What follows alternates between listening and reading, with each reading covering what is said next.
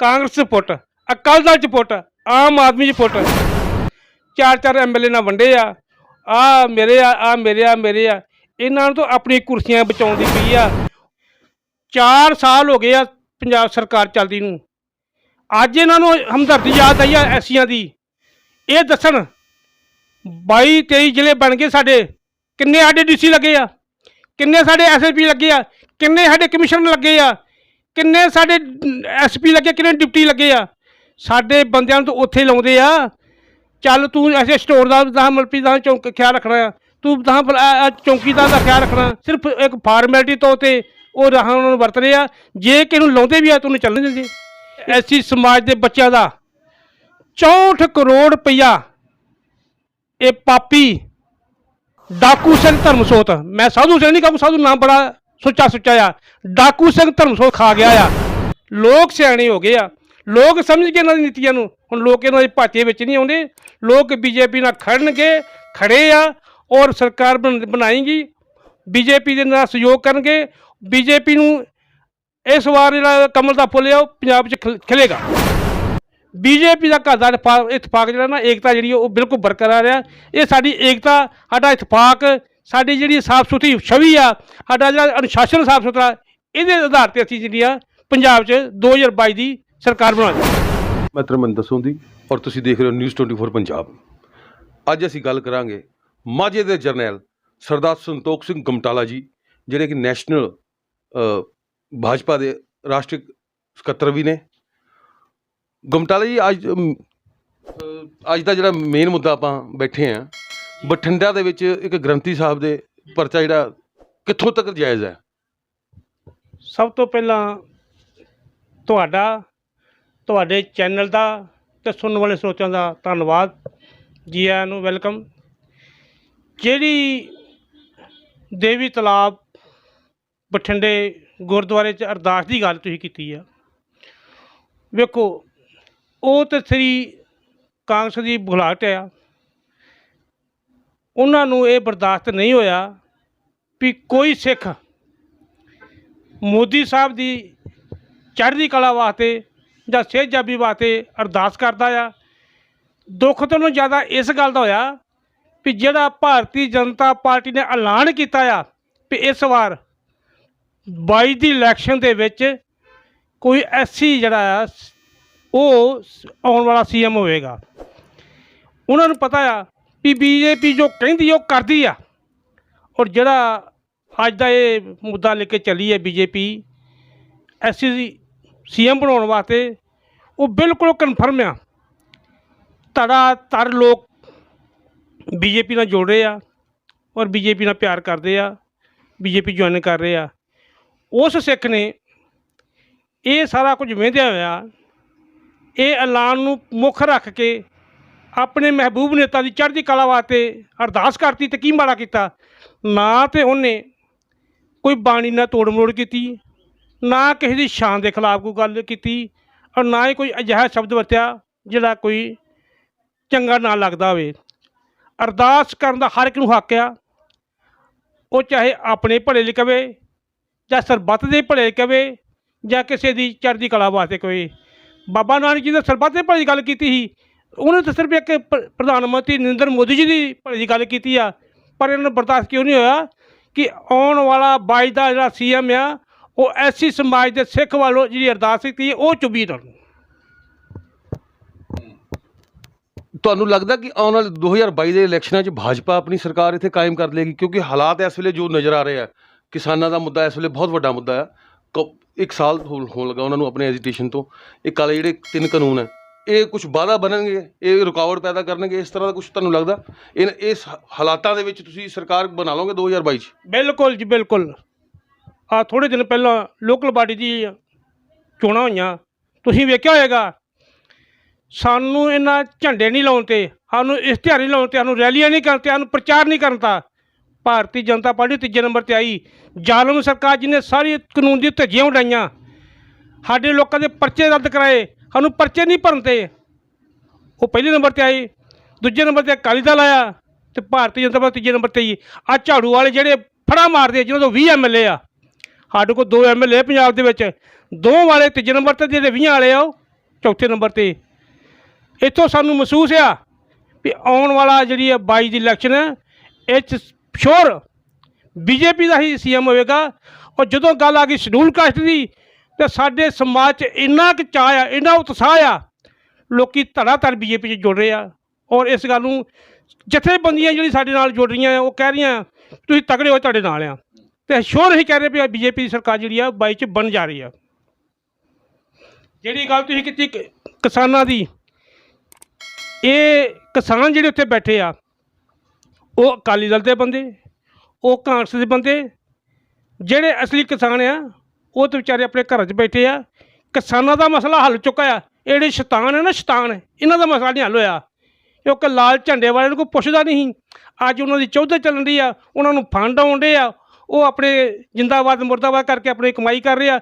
ਜਿੰਨੀ ਕਮਾਈ ਇਹਨਾਂ ਲਾਲ ਝੰਡੇ ਵਾਲਿਆਂ ਨੇ 40 ਸਾਲ 'ਚ ਨਹੀਂ ਕਰਨੀ, ਇਹਨੇ 4 ਮਹੀਨੇ 'ਚ ਕਰ ਲਈ ਆ। ਉਹ ਤਾਂ ਇਹ ਅੰਦੋਲਨ ਨੂੰ ਖਤਮ ਕਰਨਗੇ। ਇਸ ਕਰਕੇ ਕਿਸਾਨਾਂ ਦਾ ਮਸਲਾ ਹੱਲ ਹੋ ਗਿਆ। ਉਹ ਤਾਂ ਸਾਡੀ ਸਰਕਾਰ, ਸੈਂਟਰ ਸਰਕਾਰ ਨੇ ਕਹਿ ਦਿੱਤਾ ਸੀ ਅਸੀਂ 1.5 ਸਾਲ ਵਾਸਤੇ ਵੈਸੇ ਸਸਪੈਂਡ ਕਰ ਦਿੰਦੇ ਹਾਂ ਤੁਹਾਡੇ ਜਿਹੜੇ ਇਹ ਕਾਨੂੰਨ ਹੈਗੇ ਆ। ਜੇ ਸਸਪੈਂਡ ਹੀ ਹੋ ਗਏ ਤਾਂ ਜਦੋਂ ਅਗਲੀ ਸਰਕਾਰ ਜਿਹੜੀ ਆਏਗੀ ਉਹ ਤਾਂ ਕਰ ਦੇਗੀ। ਇਹ ਕਿਉਂ ਨਹੀਂ ਅਮਲ ਪਿਓ ਉੱਠ ਕੇ ਆਏ? ਸਿਰਫ ਆਪਣੇ ਜਿਹੜੇ ਲਾਲ ਝੰਡੇ ਵਾਲੇ ਲੀਡਰ ਚਮਕਾਉਣ ਦੇ ਮਾਰੇ ਉੱਥੇ ਬੈਠੇ ਆ। ਕਿ ਆਉਣ ਵਾਲੇ ਸਮੇਂ ਦੇ ਵਿੱਚ 2022 ਦੀਆਂ ਇਲੈਕਸ਼ਨਾਂ 'ਚ ਭਾਜਪਾ ਦਲਿਤ ਸੀਐਮ ਬਣਾਏਗੀ। ਮਗਰ ਥੋੜ੍ਹੇ ਦਿਨ ਪਹਿਲਾਂ doctor B R Ambedkar ji ਦੇ ਇੱਥੇ 100 ਕੁ ਬਰਥਡੇ 'ਤੇ ਸੁਖਬੀਰ ਬਾਦਲ ਨੇ ਕਹਿ ਦਿੱਤਾ ਕਿ ਡਿਪਟੀ ਸੀਐਮ ਮੈਂ ਬਣਾਵਾਂਗਾ। ਔਰ ਆਮ ਆਦਮੀ ਪਾਰਟੀ ਜਿਹੜੇ ਪ੍ਰਮੁੱਖ ਹੈਗੇ ਕੇਜਰੀਵਾਲ, ਉਹਨਾਂ ਨੇ ਵੀ ਕਹਿ ਦਿੱਤਾ ਵੀ ਡਿਪਟੀ ਸੀਐਮ ਅਸੀਂ ਇੱਥੇ ਪੰਜਾਬ 'ਚ ਬਣਾਵਾਂਗੇ। ਔਰ ਜੋ ਹਾਲਾਤ ਅੱਗੇ ਆ ਰਹੇ ਆ ਉਹਦੇ 'ਚ ਲੱਗ ਰਿਹਾ ਕਿ ਕਾਂਗਰਸ ਸ਼ਾਇਦ ਡਿਪਟੀ ਸੀਐਮ ਬਣਾ ਹੀ ਦੇਵੇ। ਅਗਰ ਉਹ ਡਿਪਟੀ ਸੀਐਮ ਹੁਣ ਬਣਾਉਂਦੀ ਹੈ ਤਾਂ ਤੁਹਾਨੂੰ ਲੱਗਦਾ ਕਿ ਉਹ ਦਲਿਤਾਂ ਦਾ ਥੋੜ੍ਹਾ ਝੁਕਾਅ ਉਧਰ ਹੋ ਜਾਏਗਾ? ਇਹ ਸਾਰਾ ਕੁਝ ਬੀਜੇਪੀ ਦੇ ਸੀਐਮ ਐਲਾਨ ਕਰਨ ਤੋਂ ਬਾਅਦ ਸਾਰਾ ਕੁਝ ਡਰਾਮੇ ਕਰਨ ਰਹੇ ਆ, ਆਪਣੇ ਸੁਣਛਣੇ ਵਜਾ ਰਹੇ ਆ। ਇਹ ਕਾਂਗਰਸ, ਮੈਂ ਤੁਹਾਨੂੰ ਗੱਲ ਵਾਅਦੇ ਨਾਲ ਕਹਿਣਾ ਚਾਹੁੰਦਾ, ਪੂਰੇ ਭਾਰਤ ਵਿੱਚ ਸਭ ਤੋਂ ਵੱਧ ਐਸੀ ਵਸੋਂ ਵਾਲਾ ਜਿਹੜਾ ਸੂਬਾ ਆ ਉਹ ਪੰਜਾਬ ਆ। ਔਰ ਪੰਜਾਬ 'ਚ ਸਭ ਤੋਂ ਵੱਧ ਐਸੀਆਂ ਦੀ ਗਿਣਤੀ ਮਜ਼੍ਹਬੀ ਸਿੱਖਾਂ ਦੀ ਆ। ਇਹਨਾਂ ਦੇ ਇੱਕ ਮਜ਼੍ਹਬੀ ਸਿੱਖ ਮੰਤਰੀ ਨਹੀਂ ਬਣਾਇਆ, ਇਹ ਡਿਪਟੀ ਸੀਐਮ ਕਿੱਥੋਂ ਬਣਾਉਣਗੇ? ਇਹ ਸਿਰਫ ਡਰਾਮੇ ਆ। ਦੂਜੀ ਲਾ ਲਓ ਤੁਸੀਂ ਅਕਾਲੀ ਦਲ ਦੀ ਗੱਲ, ਸਾਡਾ ਇੱਕ ਇਤਿਹਾਸਕ ਨਿਸ਼ਾਨ ਬੁੰਗਾ ਬਾਬਾ ਜੀਵਨ ਸਿੰਘ ਦਾ ਇਹ ਦਰਬਾਰ ਸਾਹਿਬ 'ਚ ਨਾ ਢਾਤਾ, ਉਹਦੀ ਮੰਗ ਕਰਦੇ ਸਾਨੂੰ 40 ਸਾਲ ਹੋ ਗਏ ਆ। ਅਦਾਲਤਾਂ 'ਚ ਕੇਸ ਲਾ ਲਏ, ਜਿੱਤ ਲਏ, ਸਾਨੂੰ ਮਜ਼੍ਹਬੀ ਸਿੱਖਾਂ ਨੇ ਬੁੰਗਾ ਦਿੱਤਾ, ਸਾਨੂੰ ਡਿਪਟੀ ਸੀਐਮ ਕਿੱਥੋਂ ਬਣਾਉਣਗੇ? ਇਹਨਾਂ ਦੇ ਤਾਂ ਘਰ ਦਾ ਰਿਵਾਜ ਆ, ਪਿਓ ਮੁੱਖ ਮੰਤਰੀ ਅਤੇ ਪੁੱਤ ਜਿਹੜਾ ਉਹ ਡਿਪਟੀ ਮੁੱਖ ਮੰਤਰੀ ਅਤੇ ਨੂੰਹ ਜਿਹੜੀ ਆ ਉਹ ਜਹਾਂ ਰਾਸ਼ਟਰੀ ਮੰਤਰੀ ਅਤੇ ਜਿਹੜੇ ਬਾਕੀ ਪਰਿਵਾਰ ਦੇ ਆ ਉਹ ਆਪਣੇ ਬਕਰਾਲੇ। ਇਹਨਾਂ ਨੇ ਸਾਨੂੰ ਕੱਖ ਨਹੀਂ ਦੇਣਾ। ਇਹ ਸਿਰਫ ਹੁਣ ਡਰਦੇ ਹੋਏ, ਬਖਲਾਏ ਹੋਏ ਬੀਜੇਪੀ ਦੇ ਭੈ ਤੋਂ ਇਹ ਸਭ ਡਰਾਮੇ ਕਰ ਰਹੇ ਆ। ਰਹੀ ਗੱਲ ਝਾੜੂ ਦੀ, ਇਹਨਾਂ ਦੀ ਸਰਕਾਰ ਜਿਹੜੀ ਆ ਆਮ ਆਦਮੀ ਪਾਰਟੀ ਦਿੱਲੀ 'ਚ ਹੈਗੀ, ਉੱਥੇ ਬਣਾਉਣ, ਹਾਂ ਸਾਨੂੰ ਬਣਾ ਕੇ ਵਿਖਾਉਣ ਸਹੀ। ਇਹ ਗੱਲਾਂ ਕਰਨੀਆਂ ਬਹੁਤ ਸਖਲੀਆਂ, ਬੋਲ ਪਵਾਉਣੇ ਔਖੇ ਆ। ਇਹ ਸਿਰਫ ਹੁਣ ਜਿਹੜੀ ਗੱਲ ਕਰ ਰਹੇ ਨਾ ਡਰਦੇ ਹੋਏ ਬੀਜੇਪੀ ਤੋਂ, ਮੈਂ ਤਾਂ ਇਹ ਕਹਿੰਦਾ ਵੀ ਇਹ ਕੱਲ੍ਹ ਨੂੰ ਇਕੱਠੇ ਹੀ ਤਾਂ ਨਹੀਂ ਹੋ ਸਕਦੇ ਆ। ਬੀਜੇਪੀ ਤੋਂ ਇੰਨੇ ਡਰੇ ਹੋਏ ਆ, ਅਕਾਲੀ ਦਲ, ਕਾਂਗਰਸ ਅਤੇ ਆਮ ਆਦਮੀ ਤਿੰਨੇ ਇਕੱਠੇ ਹੋ ਸਕਦੇ ਆ, ਜਿੱਦਾਂ ਬੰਗਲਾਦੇਸ਼ ਨੇ ਕੀਤਾ ਆ। ਉੱਥੇ 35 ਸਾਲ ਰਾਜ ਕੀਤਾ ਕਾਂਗਰਸ ਨੇ, 15 ਸਾਲ ਕੀਤਾ ਦੂਜਿਆਂ ਨੇ, CPM CPI ਨੇ। ਉਹਨਾਂ ਨੂੰ ਇੱਕ ਸੀਟ ਕਿਉਂ ਆਈ ਆ? ਉਹ ਸਾਰੇ ਰਲ ਕੇ ਮਮਤਾ ਬੈਨਰ ਨੂੰ ਵੋਟਾਂ ਪਾਤੀਆਂ। ਇੱਥੇ ਵੀ ਨਾ ਇਹੋ ਕਰਨਾ, ਡਰਦੇ ਹੋਏ ਬੀਜੇਪੀ ਤੋਂ ਨਾ ਇਹਨਾਂ ਇਕੱਠੇ ਵੀ ਹੋਣਾ ਆ। ਪਰ ਇਹਨਾਂ ਨੇ ਜੇ ਇਹਨਾਂ ਕੋਲੋਂ ਸ਼ਡਿਊਲ ਕਾਸਟ ਦਾ ਭਲਾ ਨਹੀਂ ਆ, ਇਹ ਜਿੰਨੇ ਮਰਜ਼ੀ ਲਾਲੀਪੋਪ ਲਾ ਲੈਣ, ਜਿੰਨੇ ਮਰਜ਼ੀ ਲਾਰੇ ਲੈਣ। ਹੁਣ ਸਾਡਾ ਐਸੀ ਸਮਾਜ ਜਿਹੜਾ ਪੜ੍ਹ ਲਿਖ ਗਿਆ ਆ, ਸਾਰਾ ਕੁਝ ਜਾਣਦਾ ਆ, ਔਰ ਇਹ ਇਹਨਾਂ ਦੇ ਭਾਚੇ ਵਿੱਚ ਨਹੀਂ ਆਏਗਾ। ਬੀਜੇਪੀ ਦੇ ਨਾਲ ਸਪੋਰਟ ਕਰੇਗਾ, ਬੀਜੇਪੀ ਸਰਕਾਰ ਬਣਾਏਗਾ। ਔਰ 22 ਦਾ ਮੁੱਖ ਮੰਤਰੀ ਜਿਹੜਾ ਉਹ ਦਲਿਤ SC ਬੀਜੇਪੀ ਦਾ ਹੋਏਗਾ। ਨੋਟ ਕਰ ਲਿਓ, 4 ਸਾਲ ਹੋ ਗਏ ਆ ਪੰਜਾਬ ਸਰਕਾਰ ਚੱਲਦੀ ਨੂੰ। ਅੱਜ ਇਹਨਾਂ ਨੂੰ ਹਮਦਰਦੀ ਯਾਦ ਆਈ ਆ ਐਸੀਆਂ ਦੀ। ਇਹ ਦੱਸਣ 22-23 ਜ਼ਿਲ੍ਹੇ ਬਣ ਗਏ ਸਾਡੇ, ਕਿੰਨੇ ਸਾਡੇ DC ਲੱਗੇ ਆ, ਕਿੰਨੇ ਸਾਡੇ SSP ਲੱਗੇ ਆ, ਕਿੰਨੇ ਸਾਡੇ ਕਮਿਸ਼ਨਰ ਲੱਗੇ ਆ, ਕਿੰਨੇ ਸਾਡੇ SP ਲੱਗੇ, ਕਿੰਨੇ ਡਿਪਟੀ ਲੱਗੇ ਆ। ਸਾਡੇ ਬੰਦਿਆਂ ਨੂੰ ਤਾਂ ਉੱਥੇ ਲਾਉਂਦੇ ਆ। ਚੱਲ ਤੂੰ ਐਸੇ ਸਟੋਰ ਦਾ ਤਾਂ ਮਲਪੀ ਦਾ ਖਿਆਲ ਰੱਖਣਾ ਆ, ਤੂੰ ਤਾਂ ਚੌਂਕੀਦਾਰ ਦਾ ਖਿਆਲ ਰੱਖਣਾ। ਜਦ ਜਿੱਥੇ ਕੋਈ ਅਹਿਮ ਅਹੁਦੇ ਆ ਉੱਥੇ ਸਾਡੇ ਕਿਸੇ SC ਨੂੰ ਨਹੀਂ ਲਾਉਂਦੇ। ਇੱਥੇ ਕਰਕੇ ਸਾਡਾ ਦੋਸ਼ ਇਹੀ ਆ। ਮੈਂ SC ਸਮਾਜ ਨੂੰ ਇਹ ਕਹਿਣਾ ਚਾਹੁੰਦਾ ਆ, ਪੂਰੇ ਪੰਜਾਬ ਨੂੰ ਜਦੋਂ ਦਾ ਪੰਜਾਬੀ ਸੂਬਾ ਬਣਿਆ ਅੱਜ ਤੱਕ ਇੱਕ ਸਿਰਫ ਜੱਟ ਪਰਿਵਾਰ ਤੋਂ ਹੀ CM ਬਣਦੇ ਆ ਰਹੇ ਆ, ਕਦੀ ਕਿਸੇ ਹੋਰ ਪਰਿਵਾਰ ਤੋਂ ਨਹੀਂ ਬਣੇ। ਅਤੇ ਜੱਟ ਹੀ ਜੇ ਪਰਿਵਾਰ ਦੇ CM ਬਣਦੇ, ਉਹਨਾਂ ਦੇ ਹੀ ਤਾਂ ਜਿਹੜੇ ਪਰਿਵਾਰ ਦੇ ਲੱਗਦੇ ਮੁੱਖ ਆਪਣੇ DC, ਉਹਨਾਂ ਪਰਿਵਾਰ ਦੇ SSP ਲੱਗਦੇ, ਉਹਨਾਂ ਪਰਿਵਾਰ ਦੇ ਕਮਿਸ਼ਨ ਲੱਗਦੇ ਆ। ਜਿੱਦਣ ਸਾਡਾ ਐਸਸੀ ਸੀਐਮ ਬਣੇਗਾ ਤਾਂ ਫਿਰ ਉਹ ਵੀ ਆਪਣੇ ਪਰਿਵਾਰ ਦੀ ਜਿਹੜੀ ਆ ਧਿਆਨ ਰੱਖੇਗਾ, ਉਹ ਆਪਣੇ ਪਰਿਵਾਰ ਨੂੰ ਮਾਨਤਾ ਦੇਵੇਗਾ, ਬਣਦਾ ਹੱਕ ਜਿਹੜਾ ਆ ਉਹਨਾਂ ਦੀ ਨੁਮਾਇੰਦਗੀ ਕਰੇਗਾ। ਅੱਜ ਸਾਡੇ ਪਰਿਵਾਰ ਨੂੰ, ਸਾਡੇ ਸਮਾਜ ਨੂੰ ਨੁਮਾਇੰਦਗੀ ਬਰਾਬਰ ਦੀ ਨਹੀਂ ਮਿਲ ਰਹੀ, ਸਿਰਫ ਇੱਕ ਫਾਰਮੈਲਿਟੀ ਤੌਰ 'ਤੇ ਉਹ ਰਾਹਾਂ ਉਹਨਾਂ ਨੂੰ ਵਰਤ ਰਹੇ ਆ। ਜੇ ਕਿਸੇ ਨੂੰ ਲਾਉਂਦੇ ਵੀ ਆ ਤਾਂ ਉਹਨੂੰ ਚੱਲਣ ਦਿੰਦੇ। ਇਸ ਕਰਕੇ ਇਹ ਸਿਰਫ ਅਕਾਲੀ ਦਲ, ਕਾਂਗਰਸ, ਆਮ ਆਦਮੀ ਪਾਰਟੀ ਇੱਕ ਭਰਾਏ ਹੋਏ ਆ ਬੀਜੇਪੀ ਤੋਂ, ਤਾਂ ਹੁਣ ਜਿਹੜੀਆਂ ਗੱਲਾਂ ਕਰ ਰਹੇ ਆ ਉੱਦਾਂ ਉਹਨਾਂ ਦੀ ਥੂਰੀ ਕੋਈ ਨਹੀਂ ਆ। ਤੁਹਾਡੀ ਸਰਕਾਰ ਬਣਦੀ ਹੈ ਮੰਨ ਲਓ 2022 ਦੇ ਵਿੱਚ, ਤਾਂ ਤੁਸੀਂ ਕੀ ਕਰੋਗੇ ਇਹਨਾਂ ਵਾਸਤੇ? ਇਹ ਚਾਚੇ ਭਤੀਜੇ ਰਲੇ ਹੋਏ ਆ। ਪਹਿਲੋਂ ਜਦੋਂ ਸਰਕਾਰ ਸੀ ਅਕਾਲੀ ਦਲ ਦੀ ਤੇ ਇਹ ਕੈਪਟਨ ਬਚਾਉਂਦੇ ਰਹੇ, ਹੁਣ ਕੈਪਟਨ ਬਚਾਉਂਦੇ ਰਿਹਾ। ਇਹਨਾਂ ਨੂੰ ਗੁਰੂ ਸਾਹਿਬ ਨਾਲ ਪਿਆਰ ਨਹੀਂ ਕੋਈ, ਇਹਦੇ ਗੁਰੂ ਸਾਹਿਬਾਂ ਦੇ ਨਾਂ 'ਤੇ ਸਿਆਸਤ ਕਰ ਰਹੇ ਆ। ਅੱਜ ਮੈਂ ਇਹ ਗੱਲ ਦਾਅਵੇ ਨਾਲ ਕਹਿਣੀ ਚਾਹੁੰਦਾ ਆ, ਜੇ ਬੀਜੇਪੀ ਦੀ ਸਰਕਾਰ ਬਣਦੀ ਆ, ਸਾਡੇ ਪਵਿੱਤਰ ਗੁਰੂ ਗ੍ਰੰਥ ਸਾਹਿਬ ਜੀ ਦਾ ਅਪਮਾਨ ਕਰਨ ਵਾਲੇ, ਜਿਨ੍ਹਾਂ ਨੇ ਉਹਨਾਂ ਦੇ ਅੰਗਾਂ ਦੀ ਬੇਅਦਬੀ ਕੀਤੀ ਆ, ਜਿਨ੍ਹਾਂ ਨੇ ਸ੍ਰੀ ਗੁਰੂ ਗ੍ਰੰਥ ਸਾਹਿਬ ਜੀ ਨੂੰ ਚੁਰਾਇਆ ਆ ਜਵਾਹਰ ਸਿੰਘ ਵਾਲੇ ਤੋਂ, ਇੱਕ ਇੱਕ ਨੂੰ ਚੁਣ ਚੁਣ ਕੇ ਜੇ ਜੇਲ੍ਹ 'ਚ ਨਾ ਸੁੱਟਿਆ, ਜਿੱਦਾਂ ਨੇ 84 ਦੇ ਦੰਗਿਆਂ ਨੂੰ, ਸੱਜਣ ਕੁਮਾਰ ਵਰਗੇ ਨੂੰ ਸਾਡੇ ਪ੍ਰਧਾਨ ਮੰਤਰੀ ਸ੍ਰੀ ਨਰਿੰਦਰ ਮੋਦੀ ਜੀ ਨੇ ਸਜ਼ਾ ਦਵਾਈ ਆ, ਇਸ ਤਰ੍ਹਾਂ ਇਕੱਲੇ ਇਕੱਲੇ ਨੂੰ ਚੁਣ ਚੁਣ ਕੇ ਅੰਦਰ ਸੁੱਟਾਂਗੇ। ਔਰ ਜਿਹੜੇ ਬੰਦੇ ਉਹਨਾਂ ਦੀ ਹਮਾਇਤ ਕਰਦੇ ਆ, ਅੱਜ ਸਾਡੇ ਪੰਜਾਬ ਦੇ ਲੋਕਾਂ ਨੂੰ ਗੁੰਮਰਾਹ ਕਰ ਰਹੇ ਆ, ਆਪਣੀ ਭਾਈਵਾਲੀ ਪੁਜਾ ਰਹੇ, ਆਪਣੀ ਰਿਸ਼ਤੇਦਾਰੀ ਪੁਗਾ ਰਹੇ ਆ, ਇਹਨਾਂ ਨੂੰ ਵੀ ਨਾਲ ਹੀ ਨਹੀਂ ਬਖਸ਼ਾਂਗੇ, ਇਹਨਾਂ ਨੂੰ ਨਾਲ ਹੀ ਧੱਕਾਂਗੇ। ਸਾਡਾ ਖਾਸ ਕਰਕੇ ਮੈਂ ਦਾਅਵੇ ਨਾਲ ਕਹਿੰਦਾ, ਮੈਂ ਵੀ ਸਿੱਖਾਂ ਦਾ ਗੁਰੂ ਗ੍ਰੰਥ ਸਾਹਿਬ 'ਤੇ ਆਸਥਾ ਹੈਗੀ ਆ, ਔਰ ਗੁਰੂ ਸਿੱਖੀ ਨਾਲ ਸ਼ੁਰੂ ਤੋਂ ਜੁੜੇ ਹੋਏ ਆ। ਜਿੰਨੀਆਂ ਲੜਾਈਆਂ ਸਿੱਖ ਇਤਿਹਾਸ ਦੀਆਂ ਹੋਈਆਂ ਆ, ਉਹਦੇ 'ਚ ਮੇਨ ਰੋਲ ਮੈਂ ਵੀ ਸਿੱਖਾਂ ਦਾ ਰਿਹਾ ਆ, ਔਰ ਜਿੱਤਦੇ ਰਹੇ ਆ, ਲੜਦੇ ਰਹੇ, ਚੜ੍ਹਦੀ ਕਰ ਰਹੇ ਆ। ਇਹ ਜਿਹੜੀ ਲੜਾਈ ਆ ਗੁਰੂ ਗ੍ਰੰਥ ਸਾਹਿਬ ਦੇ ਸਤਿਕਾਰ ਵਾਲੀ, ਇਹ ਲੜਾਈ ਵੀ ਅਸੀਂ ਲੜਾਂਗੇ, ਜਿੱਤਾਂਗੇ, ਕਾਮਯਾਬ ਹੋਵਾਂਗੇ, ਔਰ ਚੜ੍ਹਦੀ ਕਲਾ ਕਰਾਂਗੇ।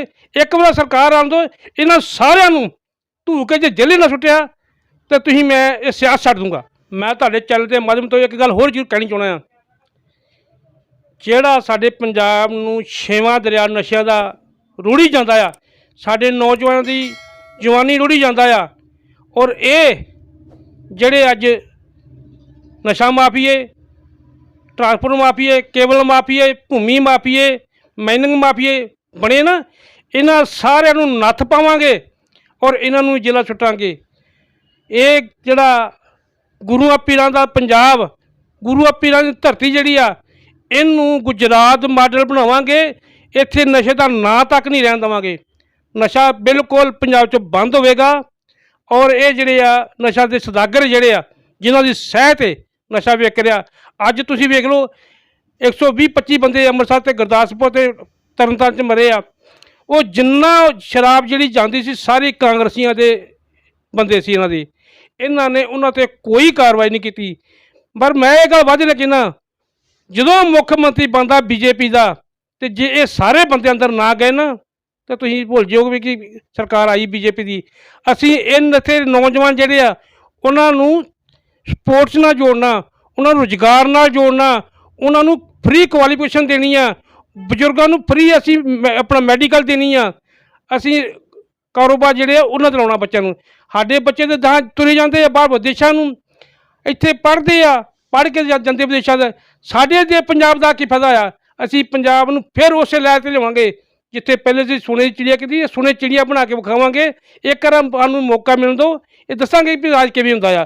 ਹੁਣ ਤੱਕ ਰਾਜੇ ਨੇ ਕੀਤਾ ਆਪਣੇ ਘਰਾਣਿਆਂ ਵਾਸਤੇ, ਆਪਣੇ ਘਰਾਂ ਵਾਸਤੇ, ਆਪਣੇ ਧੜਿਆਂ ਵਾਸਤੇ, ਪਰ ਅਸੀਂ ਰਾਜ ਕਰਾਂਗੇ ਲੋਕਾਂ ਵਾਸਤੇ, ਆਪਣੇ ਸਮਾਜ ਵਾਸਤੇ, ਦਲਿਤਾਂ ਵਾਸਤੇ, ਗਰੀਬਾਂ ਵਾਸਤੇ, ਬੇਰੁਜ਼ਗਾਰਾਂ ਵਾਸਤੇ, ਔਰ ਜਿਹੜੇ ਤਾਂ ਦੁਖੀ ਆ ਉਹਨਾਂ ਦੇ ਦੁੱਖ ਦੂਰ ਕਰਾਂਗੇ। ਟਾਲਾ ਜੀ, ਕਾਂਗਰਸ ਦੀ ਆਪਸੀ ਫੁੱਟ ਤੁਹਾਨੂੰ ਲੱਗਦਾ ਕਿ ਤੁਹਾਨੂੰ ਇਹਦਾ ਬੈਨੀਫਿਟ ਮਿਲੇਗਾ? ਭਾਈ ਸਾਹਿਬ, ਮੈਂ ਤਾਂ ਹੀ ਤੁਹਾਨੂੰ ਕਹਿੰਦਾ ਪਈ ਬੀਜੇਪੀ ਸਰਕਾਰ ਬਣਨੀ ਆ। ਕਾਂਗਰਸ 'ਚ ਪੁੱਟ, ਅਕਾਲੀ ਦਲ 'ਚ ਪੁੱਟ, ਆਮ ਆਦਮੀ 'ਚ ਪੁੱਟ, ਇਹ ਤੁਸੀਂ ਵੇਖ ਲਓ ਕਾਂਗਰਸ ਦੇ ਕਿੰਨੇ ਧੜੇ ਆ।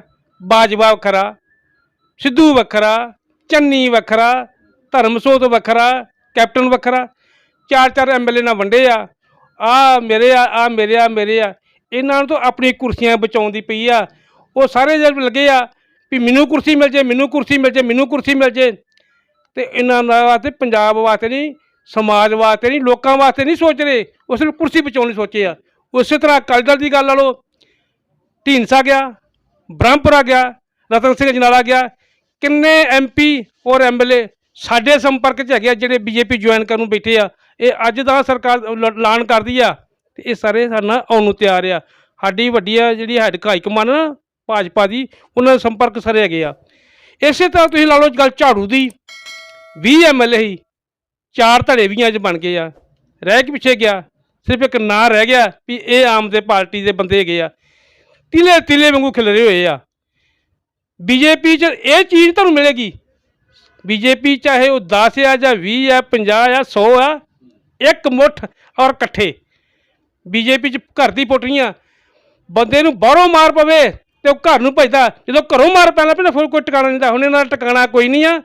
ਇਹ ਸਿਰਫ ਡਰਦੇ ਹੋਏ BJP ਤੋਂ ਨਾ ਡਾਵਾਂ ਡੋਲ ਹੋਏ ਫਿਰਦੇ ਆ, ਘਬਰਾਏ ਫਿਰਦੇ ਆ, ਬੁਖਲਾਟੇ ਫਿਰਦੇ ਆ। ਮੈਂ ਤੁਹਾਨੂੰ ਅੱਗੇ ਵੀ ਕਿਹਾ ਵੀ ਇਹ ਐਂਡ ਤੇ ਇਕੱਠੇ ਵੀ ਹੋਣਗੇ BJP ਦਾ ਵਿਰੋਧ ਕਰਨ ਵਾਸਤੇ, ਪਰ ਲੋਕ ਸਿਆਣੇ ਹੋ ਗਏ ਆ, ਲੋਕ ਸਮਝ ਕੇ ਇਹਨਾਂ ਦੀ ਨੀਤੀਆਂ ਨੂੰ। ਹੁਣ ਲੋਕ ਇਹਨਾਂ ਦੇ ਭਾਚੇ ਵਿੱਚ ਨਹੀਂ ਆਉਂਦੇ, ਲੋਕ BJP ਨਾਲ ਖੜਨਗੇ, ਖੜੇ ਆ ਔਰ ਸਰਕਾਰ ਬਣਾਏਗੀ, BJP ਦੇ ਨਾਲ ਸਹਿਯੋਗ ਕਰਨਗੇ।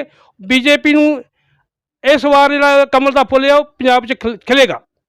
ਸਭ ਤੋਂ ਵੱਡੀ ਭਾਰਤੀ ਜਨਤਾ ਪਾਰਟੀ ਦਾ ਜਿਹੜਾ ਝੰਡਾ ਆ, ਮੈਨੀਫੈਕਚਰ ਆ, ਜੋ ਪਾਰਟੀ ਦਾ ਸੰਵਿਧਾਨ ਆ, ਉਹ ਬੜਾ ਪਾਰਦਰਸ਼ੀ ਆ। ਅਕਾਲੀ ਦਲ 'ਚ ਪ੍ਰਕਾਸ਼ ਬਾਦਲ ਬਣ ਗਿਆ ਪ੍ਰਧਾਨ, ਉਸ ਤੋਂ ਬਾਅਦ ਸੁਖਬੀਰ ਬਾਦਲ ਬਣ ਗਿਆ, ਉਹਦਾ ਮੁੰਡਾ ਵੀ ਗਾੜੀ ਤਿਆਰ ਹੋ ਰਿਹਾ, ਘਰ ਦੀ ਵੀ ਮੰਤਰੀ ਦੀ ਗਾੜੀ ਉਹ ਵੀ ਸ਼ਾਇਦ ਬਣ ਜੇ, ਉਹਦਾ ਸਾਲਾ ਵੀ ਹੈ। ਕਾਂਗਰਸ 'ਚ ਵੀ ਇੱਦਾਂ ਹੀ ਆ, ਪੀਲੀ ਦਲ ਪਰ ਇੰਦਰਾ ਗਾਂਧੀ, ਰਾਜੀਵ ਗਾਂਧੀ, ਸੋਨੀਆ ਗਾਂਧੀ, ਰਾਹੁਲ ਗਾਂਧੀ। ਪਰ ਭਾਜਪਾ ਦਾ ਇੱਕ ਅਸੂਲ ਆ, 3 ਸਾਲ ਵਾਸਤੇ ਪ੍ਰਧਾਨ ਬਣੇਗਾ, ਤੀਜੇ ਸਾਲ ਨੂੰ ਜਿਹੜਾ ਨਵਾਂ ਪ੍ਰਧਾਨ ਬਣੇਗਾ, ਔਰ ਉਹ ਵੀ ਜਿਹੜਾ ਗੱਦੀ 'ਤੇ ਬੈਠਾ ਹੋਊ ਨਾ ਪ੍ਰਧਾਨ, ਆਪਣੇ ਹੱਥੀਂ ਬੜੇ ਮਾਣ ਸਤਿਕਾਰ ਦੇ ਨਾਲ ਆਪ ਸਰੋਪਾ ਪਾ ਕੇ ਉਹਨੂੰ ਗੱਦੀ 'ਤੇ ਬਿਠਾਏਗਾ ਆਪਣੀ ਜਗ੍ਹਾ 'ਤੇ। ਭਾਜਪਾ ਇਸ ਗੱਲੋਂ ਜਿਹੜੀ ਆ ਉਹ ਸਾਰੀ ਬੁਲੰਦੀ ਜਾ ਰਹੀ ਆ। ਅੱਜ ਜੇ ਤੁਹਾਨੂੰ ਇੱਕ ਗੱਲ 1984 ਦੇ ਵਿੱਚ ਕਾਂਗਰਸ ਕੋਲੋਂ 444 MLA ਸੀ ਤੇ BJP ਕੋਲ 2 ਸੀ, ਪਰ BJP ਆਪਣੀ ਨੀਤੀਆਂ ਕਰਕੇ ਲੋਕਾਂ ਦਾ ਪਿਆਰ ਕਰਨ ਵਾਸਤੇ, ਲੋਕਾਂ ਦੇ ਦੁੱਖ ਸੁੱਖ ਸੁਣਦੀ ਹੋਈ ਅੱਜ 2 ਤੋਂ 333 MLA MP ਜਿਹੜੇ ਬਣਾ ਕੇ ਸਰਕਾਰ ਚਲਾ ਰਹੀ ਆ। ਔਰ ਬਹੁਤ ਸਾਰੇ ਸਟੇਟਾਂ ਦੇ ਵਿੱਚ ਸਾਡੀਆਂ ਸਰਕਾਰਾਂ ਚੱਲਦੀਆਂ, ਇਹਨਾਂ ਕੋਲ ਪੂਰੇ ਭਾਰਤ ਵਿੱਚ ਰਾਜ ਸੀ। ਕਈ ਸਟੇਟਾਂ 'ਚ ਇਹਨਾਂ ਦੀ ਸਰਕਾਰਾਂ ਸੀ, ਉਹ ਸਾਰੀਆਂ ਸਰਕਾਰਾਂ ਭੰਗ ਹੋ ਕੇ ਅੱਜ 33 MP 'ਤੇ ਬੈਠੀ ਆ। ਕਿਉਂ? ਇਹਨਾਂ ਦੀ ਸੋਚ ਮਾੜੀ, ਇਹਨਾਂ ਦੀ ਨੀਤੀਆਂ ਮਾੜੀਆਂ, ਇਹਨਾਂ ਦੇ ਕੰਮ। ਰਹੀ ਗੱਲ ਕਰਪਸ਼ਨ ਦੀ, ਤੁਹਾਨੂੰ ਦੱਸਾਂ ਮੈਂ, ਜਿੰਨੀ ਕਰਪਸ਼ਨ ਹੁਣ ਤੱਕ ਕਾਂਗਰਸ ਨੇ ਕੀਤੀ ਆ, ਜੇ ਇਹੀ ਪੈਸਾ ਕਿਤੇ ਉਹ ਸਰਕਾਰ 'ਚ ਜਾਂ ਭਾਰਤ ਵਿੱਚ ਲੱਗਦਾ ਤੇ ਜਿਹੜਾ ਭਾਰਤ ਸੋਨੇ ਦੀ ਚਿੜੀਆ ਸੀ ਨਾ, ਅੱਜ ਵੀ ਉਹ ਸੋਨੇ ਦੀ ਚਿੜੀਆ, ਉਹ ਵੱਡਾ ਕਬੂਤਰ ਜਾਂ ਬਾਜ ਬਣ ਜਾਂਦਾ। ਇਹਨਾਂ ਤੇ ਲੁੱਟ ਲੁੱਟ ਕੇ ਆਪਣੇ ਘਰ ਭਾਲੇ। ਇਹ ਸਿਰਫ ਕੁਰਸੀ ਨੂੰ ਭੱਜਦੇ ਆ, ਪੈਸੇ ਨੂੰ ਭੱਜਦੇ ਆ, ਦੇਸ਼ ਦੇ ਭਲੇ ਵਾਸਤੇ ਨਹੀਂ ਭੱਜਦੇ। ਇਹੀ ਹਾਲ ਅਕਾਲੀ ਦਲ ਦਾ ਆ। ਜਿਹੜੇ ਬਾਦਲ ਸਾਹਿਬ ਕੋਲ 20 ਬੱਸਾਂ ਸੀ, ਅੱਜ 2000 ਬੱਸ ਕਿੱਥੋਂ ਆ ਗਈ? ਕਿੰਨੇ 5 ਸਟਾਰ ਹੋਟਲ ਬਣ ਗਏ। ਇਹ ਸਾਰੇ ਜਿਹੜੇ ਮਾਫੀਏ ਚਲਾਏ ਨਾ ਇਹਨਾਂ ਨੇ, ਜਿਹੜੇ ਇਹਨਾਂ ਦੇ ਰੁਜ਼ਗਾਰ ਕੀਤੇ ਆ, ਚਾਹੇ ਭੌਂ ਮਾਫੀਆ, ਚਾਹੇ ਮਾਈਨਿੰਗ ਮਾਫੀਆ, ਚਾਹੇ ਟਰਾਂਸਪੋਰਟ ਮਾਫੀਆ, ਚਾਹੇ ਉਹ ਆਪਣਾ ਡਰੱਗ ਮਾਫੀਆ ਆ, ਉੱਥੋਂ ਆਪਣੇ ਪੈਸੇ ਇਕੱਠੇ ਕਰਕੇ ਆਪਣੀ ਇਹ ਘਰ ਭਰ ਰਹੇ ਆ, ਆਪਣੇ ਜਾਇਦਾਦਾਂ ਬਣਾ ਰਹੇ ਆ, ਆਪਣਾ ਕੰਮ ਚਲਾ ਰਹੇ ਆ। ਭਾਰਤੀ ਜਨਤਾ ਪਾਰਟੀ ਅਨੁਸ਼ਾਸਨ ਦੀ ਪਾਰਟੀ ਆ। ਇਹ ਅਨੁਸ਼ਾਸਨ ਭੰਗ ਕਰਨ ਵਾਲੇ ਨੂੰ ਘਰ ਦਾ ਰਸਤਾ ਵਿਖਾਉਂਦੀ ਆ। ਇਸ ਕਰਕੇ ਹਰ ਬੰਦਾ ਜਿਹੜਾ ਨਾ ਭਾਰਤੀ ਜਨਤਾ ਪਾਰਟੀ ਦਾ, ਉਹ ਅਨੁਸ਼ਾਸਨ 'ਚ ਰਹਿ ਕੇ ਕੰਮ ਕਰਦਾ ਆ। 7 ਸਾਲ 6 ਸਾਲ ਹੋ ਚੱਲਿਆ ਸੈਂਟਰ ਦੇ ਵਿੱਚ, ਅੱਜ ਇੱਕ ਵੀ ਘੁਟਾਲਾ ਤੁਸੀਂ ਗਿਣਾ ਸਕਦੇ, ਲੇਕਿਨ ਪਿਛਲੇ 10 ਸਾਲਾਂ 'ਚ ਤੁਹਾਡੇ ਕੋਲ ਘੁਟਾਲੇ ਨਹੀਂ ਗਿਣੇ ਜਾਣਗੇ, ਇੰਨੇ ਘੁਟਾਲੇ ਹੋਏ ਸੀ ਸੈਂਟਰ ਦੇ ਵਿੱਚ। ਇਹ ਕਰਕੇ ਮੈਂ ਕਹਿੰਦਾ, ਮੈਂ ਵਾਅਦੇ ਨਾਲ ਕਹਿੰਦਾ ਵੀ ਸਾਡੀ ਜਿਹੜੀ ਸਰਕਾਰ ਤਾਂ ਬਣੇਗੀ, ਸਾਡੀ ਪਾਰਟੀ ਅਨੁਸ਼ਾਸਨ ਦੀ ਪਾਰਟੀ ਆ, ਸਾਡੀ ਪਾਰਟੀ ਸਾਫ ਸੁਥਰੀ ਪਾਰਟੀ ਆ, ਸਾਡੀ ਪਾਰਟੀ 'ਚ ਏਕਤਾ ਆ, ਸਾਡੀ ਪਾਰਟੀ 'ਚ ਇਤਫਾਕ ਆ। ਇਹ ਸਾਰੇ ਪਾਟੇ ਹੋਏ ਆ, ਇਹਨਾਂ ਦੇ ਧੜੇ ਵੱਖੋ ਵੱਖ ਆ, ਇਹ ਪੈਸੇ ਤੋਂ ਲੜਦੇ ਆ, ਇਹ ਕਰਪਸ਼ਨ ਤੋਂ ਲੜਦੇ ਆ, ਇਹ ਬੁੜੀਆਂ ਪਿੱਛੇ ਭੱਜਦੇ ਆ। ਸਾਡਾ ਜਿਹੜਾ ਅਕਸ਼ ਜਿਹੜਾ ਸਾਫ ਸੁਥਰਾ ਆ, ਸਾਡੀ BJP ਦੀ ਚਾਦਰ ਬਿਲਕੁਲ ਸਾਫ ਆ। ਇਸ ਕਰਕੇ ਅਸੀਂ ਲੋਕਾਂ 'ਚ ਫਕਰ ਨਹੀਂ ਲਾ ਸਕਦੇ ਆ। ਇਹਨਾਂ ਨੂੰ ਤਾਂ ਬੇਅਦਬੀ ਮਾਮਲੇ 'ਚ ਤਾਂ ਲੋਕਾਂ ਨੇ ਨਾ ਘਰ ਪਿੰਡ 'ਚ ਨਹੀਂ ਵੜਨ ਦੇਣਾ। ਇਹਨਾਂ ਨੂੰ ਪੁੱਛਣਾ ਲੋਕਾਂ ਨੇ ਹਿਸਾਬ ਵੀ ਤੁਸੀਂ ਟਰਾਂਸਪੋਰਟ 'ਚੋਂ ਕੀ ਕੀਤਾ, ਤੁਸੀਂ ਮਾਈਨਿੰਗ 'ਚੋਂ ਕੀ ਕੀਤਾ, ਤੁਸੀਂ ਡਰੱਗ 'ਚ ਦਾ ਕੀ ਕੀਤਾ। ਇਹਨਾਂ ਕੋਲ ਜਵਾਬ ਹੈ ਨਹੀਂ ਆ। ਲੇਕਿਨ ਸਾਨੂੰ ਇਹ ਮੌਕਾ ਨਹੀਂ ਆ। ਸਾਡੇ ਕੋਲ ਜਿੱਦਾਂ ਤੁਸੀਂ ਕਹਿੰਦੇ ਨਾ ਕਿਸਾਨਾਂ ਵਾਲੀ ਗੱਲ, ਕਿਸਾਨਾਂ ਦਾ ਤੁਸੀਂ ਇਹ ਵੇਖੋ ਕਣਕ ਦੀ ਹੋਈ ਆ ਖਰੀਦ, ਸਿੱਧੇ ਉਹਨਾਂ ਦੇ ਪੈਸੇ ਉਹਨਾਂ ਦੇ ਖਾਤੇ 'ਚ ਆਏ ਆ। ਅੱਜ ਕਿਸਾਨ ਉਸ ਗੱਲ 'ਤੇ ਖੁਸ਼ ਆ। ਜਿਹੜੀ ਬਾਕੀ ਗੱਲ ਕਹਿ ਰਹੀ ਆ ਉਹ ਵੀ ਸਰਕਾਰ ਜਿਹੜੀ ਆ ਉਹ 'ਤੇ ਚਿੰਤਤ ਹੈਗੀ ਆ। ਜਿੱਦਣ ਤਾਂ ਉਹ ਉਹਨਾਂ ਦਾ ਮਸਲਾ ਹੱਲ ਹੋ ਗਿਆ ਸਾਰਾ ਕੁਝ ਠੀਕ ਹੋ ਜਾਣਾ। ਇਹਨਾਂ ਕਿਸਾਨਾਂ ਨੇ, ਸਾਡੇ ਕਿਸਾਨ ਸਾਡੇ ਭਰਾ ਆ, ਸਾਨੂੰ ਕਿਸਾਨਾਂ ਨਾਲ ਹਮਦਰਦੀ ਆ। ਪਰ ਇਹ ਜਿਹੜੇ ਆ ਕਿਸਾਨਾਂ ਦੇ ਨਾਲ ਰਲ ਕੇ ਕਿਸਾਨਾਂ ਦਾ ਖੂਨ ਪੀ ਰਹੇ ਆ, ਚਾਹੇ ਉਹ ਅਕਾਲੀ ਆ ਚਾਹੇ ਕਾਂਗਰਸੀ ਆ। ਤੁਸੀਂ ਵੇਖਿਆ ਹੋਣਾ ਜਦੋਂ ਲੋਕਲ ਬਾਡੀ ਇਲੈਕਸ਼ਨਾਂ ਸੀ ਤੇ ਜਦੋਂ ਇੱਥੋਂ ਦਾ ਹੀ ਕਹਿੰਦੇ ਇਕੱਠੇ ਕਿਸਾਨਾਂ ਦੇ ਨਾਲ ਆ। ਜਿੱਦਣ ਕਾਗਜ਼ ਭਰਨੇ ਸੀ ਤੇ ਕਾਲੀ ਕਾਂਗਰਸ ਦੇ ਸਿਰ 'ਤੇ ਡਾਂਗਾ ਮਾਰਦੇ ਤੇ ਕਾਂਗਰਸ ਵਾਲੇ ਅਕਾਲੀ ਦੇ ਸਿਰ 'ਚ ਡਾਂਗਾ ਮਾਰਦੇ ਤੇ ਝਾੜੂ ਵਾਲੇ ਜਿਹੜੇ ਆ ਉਹ ਅਕਾਲੀਆਂ ਲੜਦੇ ਤੇ ਨਾਲ ਹੀ ਲੜਦੇ ਸੀ ਕਾਂਗਰਸ ਨਾਲ। ਇਹ ਸਾਰੇ ਪਾਟੋ ਤੁਹਾਡੇ ਆ। ਲੇਕਿਨ ਤੁਹਾਨੂੰ ਇੱਕ ਗੱਲ ਦੱਸਣਾ, ਬੀਜੇਪੀ ਦਾ ਘਰ ਦਾ ਇਤਫਾਕ ਜਿਹੜਾ ਨਾ, ਏਕਤਾ ਜਿਹੜੀ ਉਹ ਬਿਲਕੁਲ ਬਰਕਰਾਰ ਆ। ਇਹ ਸਾਡੀ ਏਕਤਾ, ਸਾਡਾ ਇਤਫਾਕ, ਸਾਡੀ ਜਿਹੜੀ ਸਾਫ ਸੁਥਰੀ ਛਵੀ ਆ, ਸਾਡਾ ਜਿਹੜਾ ਅਨੁਸ਼ਾਸਨ ਸਾਫ ਸੁਥਰਾ, ਇਹਦੇ ਆਧਾਰ 'ਤੇ ਅਸੀਂ ਜਿਹੜੀ ਆ ਪੰਜਾਬ 'ਚ 2022 ਦੀ ਸਰਕਾਰ ਬਣਾ ਜਾ ਰਹੇ ਹਾਂ। ਜਿਹੜੀ ਆ ਨੌਜਵਾਨ ਪੀੜ੍ਹੀ ਵਾਸਤੇ ਮੈਂ ਕਹਿਣੀ ਚਾਹੁੰਦਾ ਆ, ਜਿਹੜਾ ਨੌਜਵਾਨਾਂ ਨਾਲ ਧੱਕਾ ਹੋਇਆ ਸਾਡੇ ਐਸੀ ਸਮਾਜ ਦੇ ਬੱਚਿਆਂ ਦਾ 64 ਕਰੋੜ ਰੁਪਈਆ ਇਹ ਪਾਪੀ ਡਾਕੂ ਸਿੰਘ ਧਰਮਸੋਤ, ਮੈਂ ਸਾਧੂ ਸਿੰਘ ਨਹੀਂ ਕਹੂੰ, ਸਾਧੂ ਨਾਮ ਬੜਾ ਸੁੱਚਾ ਆ, ਡਾਕੂ ਸਿੰਘ ਧਰਮਸੋਤ ਖਾ ਗਿਆ ਆ। ਇਹਦਾ ਵੀ ਅਸੀਂ ਇੱਕ ਇੱਕ ਪੈਸੇ ਦਾ ਹਿਸਾਬ ਲਵਾਂਗੇ। ਇਹਦੇ ਕਾਰਨ ਸਾਡੇ 5 ਲੱਖ ਬੱਚਿਆਂ ਦਾ ਭਵਿੱਖ ਜਿਹੜਾ ਧੁੰਦਲਾ ਹੋਇਆ ਆ। ਕਈਆਂ ਨੂੰ ਦਾਖਲੇ ਨਹੀਂ ਮਿਲੇ, ਕਈਆਂ ਨੂੰ ਸਰਟੀਫਿਕੇਟ ਨਹੀਂ ਮਿਲੇ, ਕਈਆਂ ਨੂੰ ਗਾਂ ਸਕੂਲਾਂ 'ਚ ਨਹੀਂ ਬਹਿਣ ਦਿੱਤਾ। 5 ਲੱਖ ਬੱਚੇ ਦਾ ਜਿਹੜਾ ਨਾ ਇਹਨੇ ਭਵਿੱਖ ਖਰਾਬ ਕੀਤਾ। ਇਹਦਾ ਵੀ ਇਹਨੂੰ ਹਿਸਾਬ ਦੇਣਾ ਪਵੇਗਾ। ਔਰ ਮੈਂ ਇੱਕ ਗੱਲ ਬੀਜੇਪੀ ਦੇ ਮਾਧਿਅਮ ਤੋਂ ਗੱਲ ਕਹਿ ਰਿਹਾ, ਅਗਰ ਇਸ ਵਾਰ ਸਾਡੀ ਸਰਕਾਰ ਬਣ 'ਤੇ ਅਸੀਂ ਬੱਚਿਆਂ ਨੂੰ ਜਿਹੜਾ ਵਜ਼ੀਫਾ ਉਹ ਬਿਲਕੁਲ ਪਾਰਦਰਸ਼ੀ ਕਰਾਂਗੇ। ਜਿਵੇਂ ਮੋਦੀ ਸਾਹਿਬ ਨੇ ਹੁਣ ਉਹਨਾਂ ਦੇ ਖਾਤੇ 'ਚ ਪਾਉਣਾ ਸ਼ੁਰੂ ਕਰਤਾ ਆ। ਲੇਕਿਨ ਜਦੋਂ ਬੀਜੇਪੀ ਦੀ ਪੰਜਾਬ 'ਚ ਸਰਕਾਰ ਹੋਈ ਔਰ ਦੋਵਾਂ ਦਾ ਇੱਕ ਤਾਲਮੇਲ ਹੋ ਗਿਆ, ਫਿਰ ਇਹ ਜਿਹੜਾ ਬਿਲਕੁਲ ਕੰਮ ਜਿਹੜਾ ਸਕੋਲਰਸ਼ਿਪ ਦਾ, ਵਜ਼ੀਫਿਆਂ ਦਾ, ਇਹ ਪਾਰਦਰਸ਼ੀ ਹੋਏਗਾ। ਬੱਚਿਆਂ ਨੂੰ ਐਜੂਕੇਸ਼ਨ ਫ੍ਰੀ ਮਿਲੇਗੀ, ਬਜ਼ੁਰਗਾਂ ਨੂੰ ਮੈਡੀਕਲ ਫ੍ਰੀ ਮਿਲੇਗਾ ਔਰ ਜਿਹੜੇ ਨੌਜਵਾਨ ਆ ਉਹਨਾਂ ਨੂੰ ਰੁਜ਼ਗਾਰ ਮਿਲੇਗਾ। ਕੋਈ ਬੱਚਾ ਜਿਹੜਾ ਬਾਹਰ ਵੱਲ ਨੂੰ ਨਹੀਂ ਭੱਜਣ ਦੇਵਾਂਗੇ, ਕੋਈ ਬੱਚਾ ਵਿਹਲਾ ਨਹੀਂ ਬਹਿਣ ਦੇਵਾਂਗੇ। ਸਾਰਿਆਂ ਨੂੰ ਅਸੀਂ ਕਾਰੋਬਾਰ ਨੂੰ ਜੋੜਾਂਗੇ, ਐਜੂਕੇਸ਼ਨ ਨਾਲ ਜੋੜਾਂਗੇ, ਹੈਲਥ ਡਿਪਾਰਟਮੈਂਟ ਦੀ ਸਹੂਲਤਾਂ ਸਾਰੀ ਮਿਲਣਗੀਆਂ ਔਰ ਕੋਈ ਬੱਚਾ ਬਾਹਰ ਨੂੰ ਨਹੀਂ ਭੱਜੇਗਾ। ਜਦੋਂ ਘਰ 'ਚ ਸੁੱਖ ਹੋਵੇ, ਘਰ ਸੁੱਖ ਵਸਿਆ ਬਾਹਰ ਸੁੱਖ ਪਾਇਆ, ਜਿਹਨੂੰ ਘਰ ਸੁੱਖ ਮਿਲੇ ਕੋਈ ਬਾਹਰ ਭੱਜਣ ਦੀ ਲੋੜ ਨਹੀਂ ਕੋਈ ਹੈਗੀ। ਇਸ ਕਰਕੇ ਸਾਡੇ ਜਿਹੜੇ ਨੀਤੀਆਂ ਆ ਭਾਰਤੀ ਜਨਤਾ ਪਾਰਟੀ ਆ, ਜਿਹੜੀ ਸੋਚ ਆ, ਮੈਂ ਉਹਦੇ 'ਤੇ ਫਖਰ ਕਰਦਾ ਹੋਇਆ ਗੱਲ ਕਹਿਣਾ ਆ ਵੀ 22 ਦੀ ਇਲੈਕਸ਼ਨ ਜਿਹੜੀ ਆ ਉਹ ਸਾਡੀ ਹੋਏਗੀ।